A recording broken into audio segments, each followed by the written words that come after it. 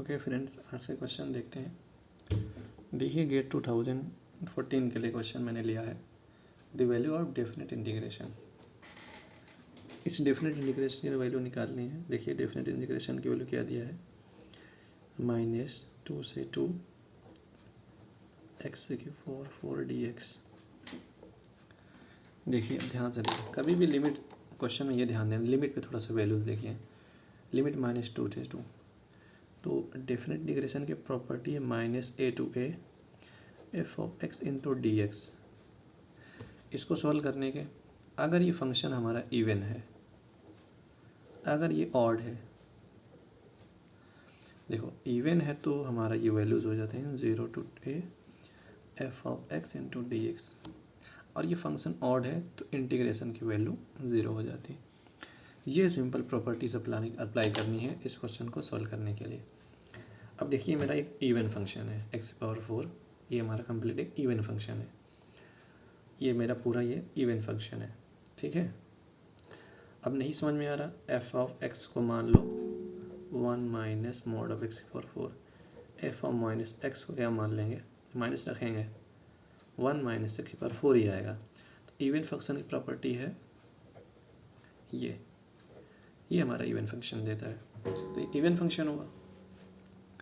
अब जब ये इवन फंक्शन हुआ तो इसको सॉल्व करने के लिए इंटीग्रेशन की वैल्यू क्या हो जाएगी, 0 से 2 mod of 1 minus x⁴ into D x.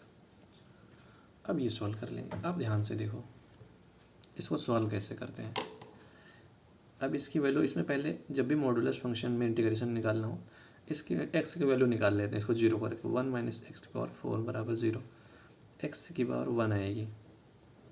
देखो इसको ब्रेक करेंगे, मॉडुलस फंक्शन को अभी भी इंटीग्रेशन करना है, इसको ब्रेक करके सॉल्व करें। इंटीग्रेशन 2, अगर हम लिमिट 0 to 1 ले लें, 0 से 1 मतलब x की वैल्यू 0 से 1 के बीच में होगी, तो ये हमेशा क्या होगा, पॉजिटिव वैल्यू देगा।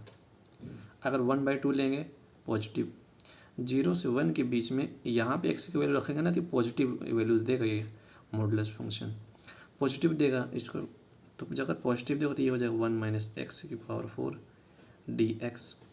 अब लिमिट देखो, लिमिट के अगर 1 से 2 लेंगे, 1 से बड़ी और 2 से छोटी के बीच में, 2 तक लेनी है। अब देखिए यहाँ से अगर 1 से 2 के बीच में लेंगे ना, ये वैल्यू निगेटिव हो जाएगी, टोटल ये वैल्यू निगेटिव हो जाएगी। इसलिए तो इस लिमिट को जब ब्रेक करेंगे तो यहाँ निगेटिव लगा दो, और ये हो जाएगा 1 minus x⁴ into D x. Modulus function में डेफिनेट इंटीग्रेशन क्वेश्चन को सॉल्व करने के लिए आपको ऐसे ही सॉल्व करना है, आपको ब्रेक करना है इसको, ठीक है। अब सिंपल ब्रेक हो गया, ध्यान से देखिए। 0 to 1 minus x⁴ D x minus 1 से 2 1 minus x⁴ into D x. Simple x⁴n D x की होता है x⁴n + 1 n + 1। ये वैल्यू, ये वाला फार्मूला लगा कि यहाँ वैल्यूज़ रख देंगे, रखने के बाद लिमिट की वैल्यूज रख देंगे, रखने के बाद सॉल्व कर लेंगे। अब हमारा सॉल्व करने के बाद 12 आएगा आंसर। तो अब कॉन्सेप्ट सीखना है। कॉन्सेप्ट मतलब आपको कॉन्सेप्ट क्या था, इवन ऑड फंक्शन को बारे में जानना।